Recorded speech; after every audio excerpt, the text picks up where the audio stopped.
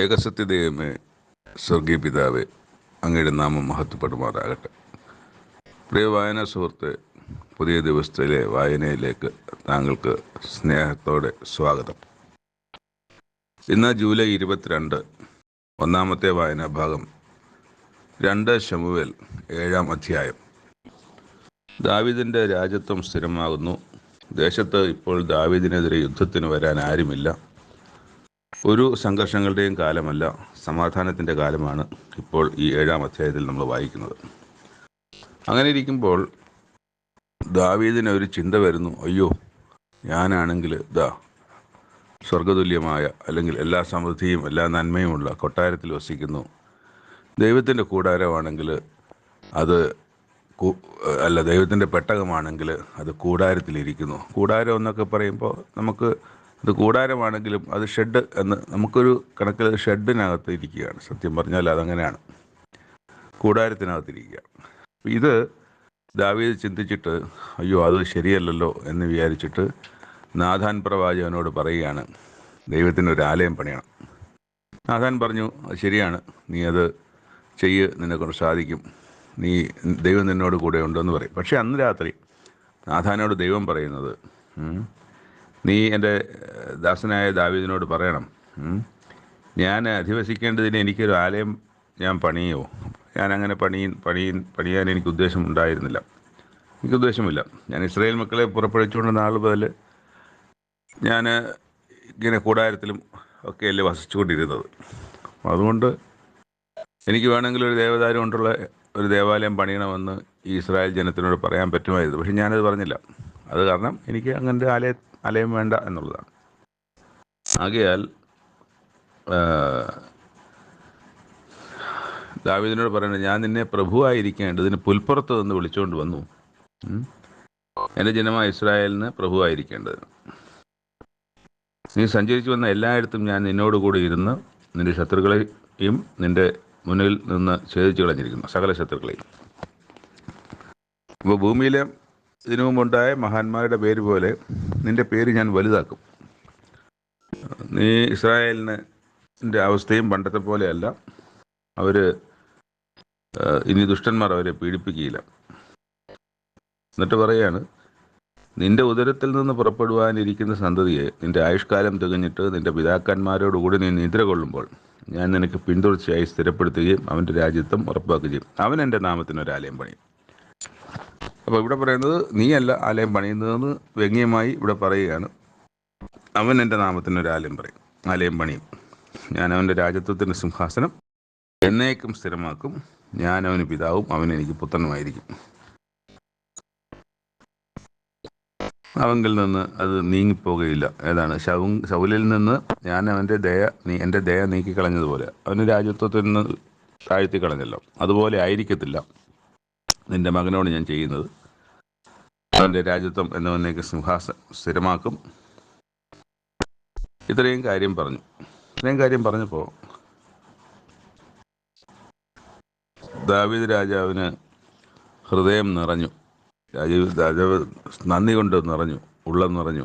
നേരെ അകത്ത് പോയി ദൈവത്തോട് നന്ദി പറഞ്ഞുകൊണ്ട് ദൈവത്തോട് പ്രാർത്ഥിച്ചു. ഞാൻ ഇത്രത്തോളം കൊണ്ടുവരുവാൻ ഞാൻ ഒന്നുമല്ലായിരുന്നു. ഞാൻ വെറും ഒരു ഇടയ ബാലനായിരുന്നു. ഞാൻ പുൽപ്പുറത്ത് എനിക്ക് യാതൊരു ഭാവി പ്രതീക്ഷകളോ അങ്ങനെയൊന്നും ഉണ്ടായിരുന്നവനായിരുന്നില്ല. എനിക്ക് അപ്പനേൽപ്പിച്ച ആടുകളെ പോറ്റുക എന്നുള്ള ഉത്തരവാദിത്തോടെ അത് കൃത്യമായി ചെയ്തു എന്നുള്ളതല്ലാതെ ഞാൻ അങ്ങനെ ഒരു അവസ്ഥയിൽ നിന്ന് ഇസ്രായേലിൻ്റെ രാജാവായിട്ട് ഉയർത്തിക്കൊണ്ട് വരുവാൻ അങ്ങേക്ക് മനസ്സ് തോന്നിയുള്ളൂ. അപ്പോൾ ഇതൊന്നും പോരാഞ്ഞിട്ട് ഞാൻ എൻ്റെ ഗ്രഹം എന്നേക്കും സ്ഥിരമായിരിക്കുന്നു, ദീർഘകാലത്തേക്കുള്ള അങ്ങയുടെ അനുഗ്രഹവും അങ്ങ് പറഞ്ഞിരിക്കുന്നു. അങ്ങയുടെ ഹൃദയം അത് അങ്ങയുടെ ഇഷ്ടമാണ്, അങ്ങയുടെ മനസ്സാണ്. അങ്ങേക്ക് അത് ഹൃദയത്തിൽ തോന്നിയത് കൊണ്ടാണ് ഇത് ഇങ്ങനെ അങ്ങ് പറഞ്ഞതെന്ന് ഞാൻ മനസ്സിലാക്കുന്നു. അങ്ങയുടെ പ്രസാദമാണിത്. എന്നിട്ട് ദൈവത്തെയും പുകഴ്ത്തുന്നുണ്ട്. യഹോവേ, നീ വലിയവനാകുന്നു, നിന്നെപ്പോലെ ഒരുത്തനുമില്ല. ഞങ്ങൾ സ്വന്തം ചെവി കൊണ്ട് കേട്ടതൊക്കെയും ഓർത്താൽ അങ്ങല്ലാതെ ഒരു ദൈവവുമില്ല. അങ്ങേക്ക് ജനമായി വീണ്ടെടുപ്പാനും അങ്ങേക്ക് ഒരു നാമം സമ്പാദിപ്പാനും അങ്ങ് ചെന്നിരിക്കുന്ന അങ്ങയുടെ ജനമായ ഇസ്രായേലിന് തുല്യമായി ഭൂമിയിൽ മറ്റൊരു ജാതിയുമില്ല. നിന്റെ ജനമായ ഇസ്രായേലിനെ നിനക്ക് എന്നേക്കും ജനമായിരിക്കാൻ നീ നിനക്കായി സ്ഥിരപ്പെടുത്തി. യഹോവ അവർക്ക് നീ ദൈവവുമായി തീർന്നിരിക്കുന്നു. ഇപ്പോഴും കർത്താവ് യഹോവയെ നീ അടിയനെയും അടിയൻ്റെ ഗൃഹത്തെയും കുറിച്ച് അരുളി ചെയ്ത വചനം എന്നേക്ക് ഉറപ്പാക്കി അരുളപ്പാട് പോലെ ചെയ്യണമേ. കർത്താവായ യഹോവേ, അങ്ങ് തന്നെ ദൈവം, അങ്ങയുടെ വചനങ്ങൾ സത്യവുമാകുന്നു. അങ്ങയുടെ അനുഗ്രഹത്താൽ അടിയൻ്റെ ഗൃഹം എന്നേക്ക് അനുഗ്രഹിക്കപ്പെട്ടു. അപ്പം ഇങ്ങനെ പറഞ്ഞ് പ്രാർത്ഥിക്കുകയാണ് നന്ദി നിറഞ്ഞ ഹൃദയത്തോടെ ദാവീദ്. അപ്പോൾ ഇത്രയും കാര്യങ്ങളാണ് ഇതിനകത്ത് നമ്മൾ വായിച്ച് മനസ്സിലാക്കുന്നത്. എന്നാൽ അവിടെ ആലയം പണിയുന്നതിനെക്കുറിച്ച് പറയുമ്പോൾ, നിൻ്റെ ഉദരത്തിൽ നിന്ന് പുറപ്പെടുവാതിരിക്കുന്ന സന്തതി നിൻ്റെ പിതാക്കന്മാരോ നീ നിദ്ര കൊള്ളുമ്പോൾ ഞാൻ നിനക്ക് പിന്തുടർച്ചയായി സ്ഥിരപ്പെടുത്തുകയും അവൻ്റെ രാജ്യത്വം ഉറപ്പാക്കുകയും ചെയ്യും. പക്ഷേ ആ രാജ്യത്വം ഇപ്പം ആ പറയുന്ന രാജാവ് ശലോമോൻ രാജാവാണെങ്കിൽ ആ ശലോമോൻ രാജാവിൻ്റെ രാജ്യത്വം സ്ഥിരമാക്കിയതായി നമുക്ക് കാണുന്നില്ല. സിദക്കിയാവ് എന്ന രാജാവോടുകൂടി യഹൂദ രാജ്യം ഇല്ലാതായി. ആ രാജ്യത്വം ഇതില്ല, ആ രാജ്യമില്ല, സിംഹാസനമില്ല, ഒന്നുമില്ല എന്ന് നമുക്ക് കാണാം. അപ്പം അവിടെ ശലോമോനും നമുക്ക് കാണാൻ കഴിയും അവിടെ. അപ്പോൾ ആലയം പണിയുന്നത് ശലോമോനാണ്, പക്ഷേ രാജ്യത്വം സ്ഥിരമാക്കപ്പെടുന്നത് കാണുന്നില്ല. അപ്പോൾ ഈ യഥാർത്ഥത്തിൽ ആലയം പണിയുന്നത് ശലോമോനാണോ അതോ യേശുക്രിസ്തുവാണോ? സ്ഥിരമായ ആ രാജ്യത്വം നിലനിൽക്കുന്നത് ശലോമോനിലൂടെയാണോ യേശുക്രിസ്തുവിലൂടെയാണോ? ഇവിടെ ശലോമോനെ നമുക്ക് കാണാൻ കഴിയും, പക്ഷേ യേശുക്രിസ്തുവിനെയാണ് നമുക്ക് കൂടുതൽ കാര്യമായിട്ട് നമുക്കിവിടെ കാണാൻ കഴിയുന്നത്. സ്ഥിരമാക്കപ്പെടുന്ന ഒരു രാജ്യത്വം അത് സ്ഥാപിക്കപ്പെടുന്നത് യേശുക്രിസ്തുവിലൂടെയാണ്. അതുപോലെ തന്നെ കണ്ണിൽ കാണാത്ത ഒരാലയം, ദൈവജനം, ക്രിസ്തു, ദൈവം എല്ലാം ഭൂമിയിലുള്ള എല്ലാം ചേർത്ത് ഒറ്റ ആലയമായി, ഒറ്റ സഭയായി, ഒറ്റ ചർച്ചായി ഒരേ വിശ്വാസത്തിൽ നിൽക്കുന്നത്.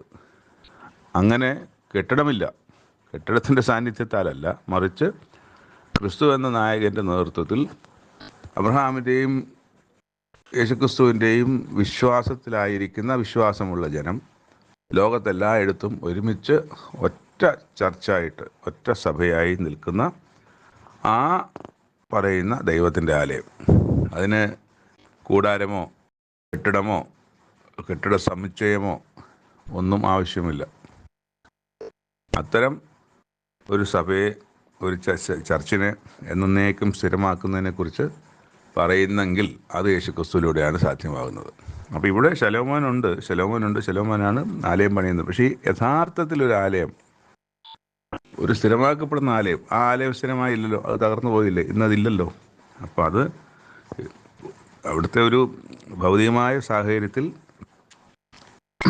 അവിടെ ശലോമോനുണ്ടെങ്കിൽ ആത്മീയമായി അതിൻ്റെ ഒരു പൂർണ്ണതയിൽ യേശുക്രിസ്തുവാണ് നമുക്കവിടെ വായിച്ചെടുക്കാൻ കഴിയുക. പിന്നൊരു കാര്യം കാണാനുള്ളത്, ദൈവം എന്തുകൊണ്ടാണ് ഇങ്ങനെ ഒരു കാര്യം, അല്ലെങ്കിൽ ഭാവിയിലേക്ക്, വളരെ വിദൂര ഭാവിയിലേക്ക് ബെന്യാമിൻ ഗോത്രക്കാരനായ ശൗലിൻ്റെ രാജ്യത്വം ആ ശൗലോടുകൂടെ തീർന്നെങ്കിൽ ദാവീദിൻ്റെ രാജ്യത്വം, ദാവീദിന് കൊടുത്ത അനുഗ്രഹം, ഇവർ വഴിതെറ്റി പല വഴിക്ക് പോയതുകൊണ്ടും രാജാക്കന്മാർ തെറ്റായി നടന്നുകൊണ്ടും ആ സമയത്തൊക്കെ ദൈവം ശിക്ഷിച്ചു എന്നുള്ളത് ആണെങ്കിലും ആ തെറ്റ് ചെയ്ത രാജാക്കന്മാരെ ലൂടെ തന്നെയാണ് ദൈവം മുന്നോട്ട് ഈ രാജ്യത്വം, ശൗലിനെ നീക്കിയതുപോലെ നീക്കില്ല. ശൗൽ ചെയ്തതിനേക്കാളും വലിയ തെറ്റ് ചെയ്ത രാജാക്കന്മാരുണ്ട്.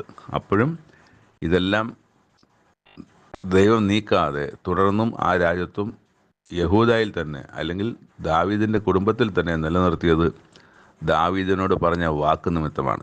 എന്തിനാണ് ദാവീദിനോട് അങ്ങനെ ഒരു വാക്ക് പറഞ്ഞത്? ദാവീദ് അങ്ങനെയാണ് ദൈവത്തിൻ്റെ മുമ്പിൽ ജീവിച്ചത്. ആ ദാവീദിന് കൊടുത്ത പ്രതിഫലമാണത്.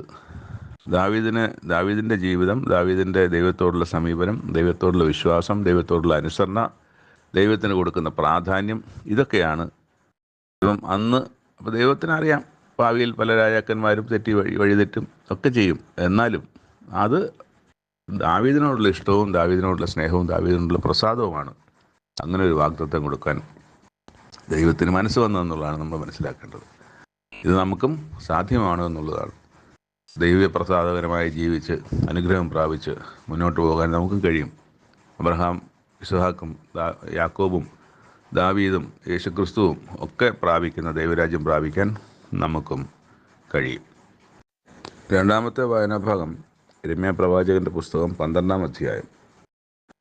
ഇവിടെ ദൈവത്തോട് യിരെമ്യാ പ്രവാചകൻ ഒരു ചോദ്യം ചോദിക്കുകയാണ്. ചോദ്യമല്ല, അതൊരു ചോദ്യം ചോദിക്കുകയാണ്. പക്ഷെ ആ ചോദ്യം ചോദിക്കുമ്പോഴും അവരൊരു കാര്യം പറയുന്നുണ്ട്. ഞാനങ്ങനത്തെ ഒരു വാദിച്ചാലും, ഞാനങ്ങനെ ചോദ്യം ചോദിച്ചാലും ദൈവം അങ്ങ് തന്നെ നീതിമാനായിരിക്കും, അതിനകത്ത് എനിക്ക് യാതൊരു സംശയമില്ല. എങ്കിലും ഞാനൊന്ന് ചോദിക്കുകയാണ്, ദുഷ്ടന്മാർ ശുഭമായിരിക്കാൻ, നന്നായിരിക്കാൻ, അവർക്ക് സമൃദ്ധിയായിരിക്കാൻ കാര്യമെന്ത്? ദ്രോഹം പ്രവർത്തിക്കുന്നവരൊക്കെ ഭയമില്ലാതെ അവരൊക്കെ സ്വസ്ഥമായിരിക്കുന്നത് എന്ത്? അങ്ങ് അവരെ നട്ടിട്ട് അവർ വളർന്ന് ഫലം കായ്ക്കുന്നു. അവരുടെ വായിൽ അങ്ങ് സമീപസ്ഥനായും അന്തരംഗത്തിൽ അതും ഈ നേരത്തെ പറഞ്ഞ പോലെ യഥാർത്ഥത്തിൽ ഞാൻ അങ്ങ് നീതിമാനായിരിക്കും, അല്ലെങ്കിൽ എനിക്ക് അറിയുന്നൊരു കാര്യമാണ് അവിടെ പറയുന്നത് യിരെമ്യാവ്. അവർ ദൈവത്തിന് സ്തോത്രവും ദൈവമെന്നൊക്കെ വാവുകൊണ്ട് പറയും. പക്ഷേ അന്തരംഗത്തിൽ ഹൃദയത്തിൻ്റെ അവസ്ഥയിൽ അങ്ങ് ദൂരസ്ഥനായിട്ടാണ് അവർക്കിരിക്കുന്നത്. അത് ഞാൻ അറിയുന്നു. എന്നാൽ യഹോവേ, അങ്ങ് എന്നെ അറിയുന്നു. അറുപ്പാനുള്ള ആടുകളെ പോലെ അവരെന്നെ എന്നെ നേരത്തെ ചെയ്തതിന് പകരം അവരെ അറുപ്പാനുള്ള ആടുകളെ പോലെ അവരെ വലിച്ചിഴക്കണമേ, കൊല ദിവസത്തിനായി അവരെ വേർതിരിക്കണമേ എന്നൊക്കെ പറയുന്നുണ്ട്. ദേശം ദുഃഖിക്കുന്നതും നിലത്തിലെ സത്യമൊക്കെയും വാഴുന്നതും എത്രത്തോളം എന്നൊക്കെയും പറഞ്ഞ് ചോദിക്കുന്നുണ്ട്. ഇവൻ ഞങ്ങളുടെ അന്ത്യാവസ്ഥ കാണുകയില്ല എന്ന് അവർ പറയുന്നു. ഇപ്പം ദൈവം പറയുകയാണ് 5-ാമത്തെ വാക്യത്തിൽ മുതൽ, കാലാളുകളോടുകൂടെ ഓടിയിട്ട് നീ ക്ഷീണിച്ചു പോയാൽ കുതിരകളോട് എങ്ങനെ മത്സരിച്ചോടും? സമാധാനമുള്ള ദേശത്ത് നീ നിർഭയനായിരിക്കുകയാണ്, എന്നാൽ യോർദാന്റെ വൻകാട്ടിൽ നീ എന്ത് ചെയ്യും? നിന്റെ സഹോദരന്മാരും പിതൃഭവനവും നിന്നോട് ദ്രോഹം ചെയ്തിരിക്കുന്നു. അവരും കൂടെ നിന്റെ പിന്നാലെ ആർപ്പ് വിളിക്കുന്നു. അവർ നിന്നോട് ചക്കരവാക്ക് പറഞ്ഞാലും നീ അവരെ വിശ്വസിക്കരുത്. ഞാൻ എൻ്റെ ആലയത്തെ ഉപേക്ഷിച്ച് എൻ്റെ അവകാശത്തെ ത്യജിച്ച്, അവകാശമായ ഇസ്രായേലിന് എൻ്റെ ആലയം, യെരൂശലേം ദേവാലയം, എൻ്റെ പ്രാണപ്രിയയെ ശത്രുക്കളുടെ കയ്യിൽ ഏൽപ്പിച്ച് കളഞ്ഞിരിക്കുന്നു. ഓൾറെഡി ഗിവൺ, കൊടുത്തു കഴിഞ്ഞു. ഒരു ശിശു ജനിച്ചിരിക്കുന്നു, ശിശു നൽകപ്പെട്ടിരിക്കുന്നു എന്ന് ശിശു ജനിക്കുന്നതിന് എത്രയോ വർഷങ്ങൾക്ക് മുമ്പേ ദൈവം പറയുമ്പോൾ ജനിച്ചിരിക്കുന്നു എന്നാണ് പറയുന്നത്.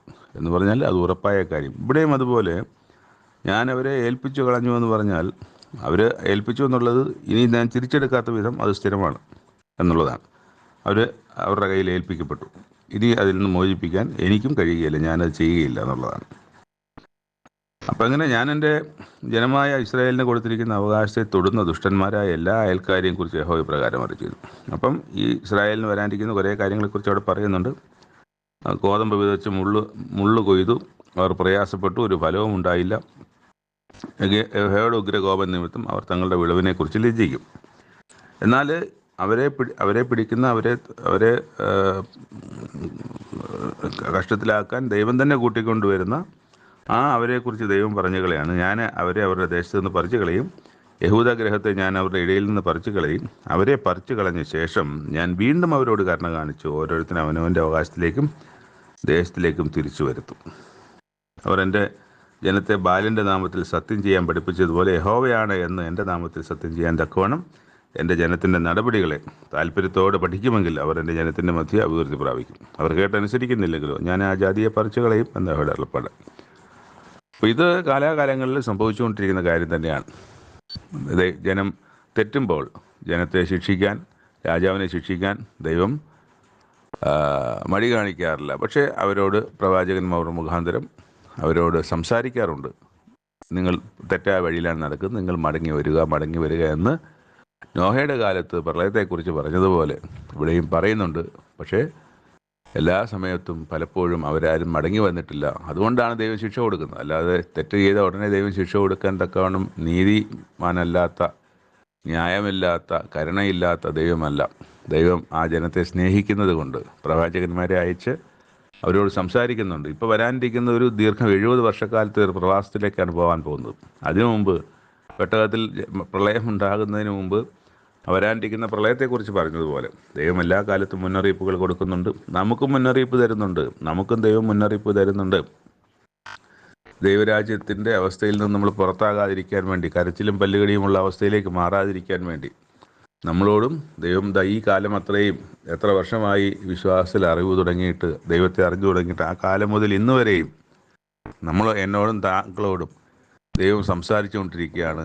നോഹയുടെ കാലത്തെ പോലെ, ഇസ്രായേൽ ജനത്തിൻ്റെ കാലത്തെ പോലെ ഇപ്പോൾ നമ്മൾ ഇരയിപ്പാൻ പ്രവാചകൻ്റെ കാലത്തിലെ പോലെ നമ്മളോടും ദൈവം സംസാരിച്ചുകൊണ്ടിരിക്കുകയാണ്, വരാനിരിക്കുന്ന ന്യായവിധിയിൽ നിന്ന് വിട്ട് പുറത്തു പോകുവാൻ. അപ്പം ദൈവം കാണിക്കുന്ന ഈ മനസ്സലിവ്, ദൈവത്തിന് മനുഷ്യനോടുള്ള സ്നേഹം, ദൈവം മനുഷ്യനെ ഏറ്റവും പ്രധാനപ്പെട്ടതായിട്ടാണ്, ദൈവത്തിൻ്റെ ഇഷ്ടം തന്നെ മനുഷ്യരോട് കൂടെ വസിക്കുക എന്നുള്ളതാണ്. മനുഷ്യരോട് കൂടെ വസിക്കുക എന്നുള്ളത് അതിനുവേണ്ടി തന്നെയാണ് ആദത്തിനെയും സൃഷ്ടിച്ചാക്കിയത്. പക്ഷേ ദൈവത്തിന് വസിച്ചുകൂടാതെ വണ്ണം, കൂടെ വസിക്കാതിരിക്കാൻ തക്കവണ്ണം ദൈവം അവരുടെ പാപം കഠിനമായതുകൊണ്ട് അങ്ങനെ അശുദ്ധിയുള്ളൊരു സ്ഥലത്ത്, അല്ലെങ്കിൽ പാപം നിറഞ്ഞൊരു ദേശത്ത് ദൈവത്തിന് വന്ന് വസിക്കാനൊക്കത്തില്ല. യോ പറയുന്നത് പോലെ, ഞാൻ എൻ്റെ ദൈവത്തെ കാണും, ഞാൻ ദേഹസഹിതനായി ദൈവത്തെ കാണും. ആ ദൈവം പൊടിമേൽ നിൽക്കുന്നത് കാണും, പൊടിമേൽ നിൽക്കും. ഞാൻ മരിച്ചതിന് ശേഷം ഞാൻ ഉയർത്തെഴുന്നേറ്റ് എൻ്റെ ശരീരത്തോടുകൂടി എൻ്റെ സ്വന്തം കണ്ണ് തന്നെ ദൈവത്തെ കാണും. പൊടി എന്ന് പറയുന്നത് എവിടെയാണ്? അത് ഭൂമിയിൽ തന്നെയാണ്, വേറെ ഒരു പൊടിയെക്കുറിച്ചുമല്ല. യോബിന് വേറെ ഇതുപോലൊരു പൊടിയുള്ളതായിട്ട് യോബിന് അറിയില്ല. യോബിന് വേറൊരു ഭൂമിയുള്ളതായിട്ട് അറിയില്ല. യോബിനറിയാവുന്ന ഭൂമി, പൊടി അത് ഈ ഭൂമിയാണ്. ഈ ഭൂമിയിൽ ദൈവം നിൽക്കും. ആ ദൈവത്തെ എൻ്റെ കണ്ണുകൊണ്ട് കാണും. ഞാൻ ദേഹസഹിതനെ, മരിച്ചു കഴിഞ്ഞാൽ ഞാൻ ദേഹസഹിതനെ, ദേഹത്തോടു കൂടി തന്നെ ദൈവത്തെ കാണും. എല്ലാം ഉയർപ്പിനെ കുറിച്ച് പറയുന്നതാണ്. അപ്പം അങ്ങനെ ഒരു കാര്യം സംഭവിക്കാനിരിക്കുമ്പം അത് ഇന്ന് സംഭവിക്കില്ല. കാരണം ഈ ദുഷ്ടത നിറഞ്ഞ, അനീതി നിറഞ്ഞ, പാപം നിറഞ്ഞ ലോകത്തിൽ ദൈവത്തിന് വരാനൊക്കത്തില്ല. ദൈവം വരില്ല. അതെല്ലാം രാജ്യമെല്ലാം യഥാസ്ഥാനത്താക്കി, എല്ലാം തൻ്റെ കാൽ കീഴാക്കി യേശുക്രിസ്തു സകല പാപത്തെയും സകലത്തെ എല്ലാം നീക്കി ഇവിടെ സ്വസ്ഥതയുള്ള, സമാധാനമുള്ള, പാപമില്ലാത്ത ഒരു ലോകമാക്കി മാറ്റുമ്പോൾ സർവ്വ മനുഷ്യരും ദൈവത്തെ അറിയുന്നൊരു കാലത്ത് മാത്രമേ ദൈവം ഇവിടെ വരൂ. അങ്ങനെ ഒരു കാര്യത്തിലേക്കാണ് നമ്മളെയും ദൈവം വിളിച്ചുകൊണ്ടിരിക്കുന്നത്.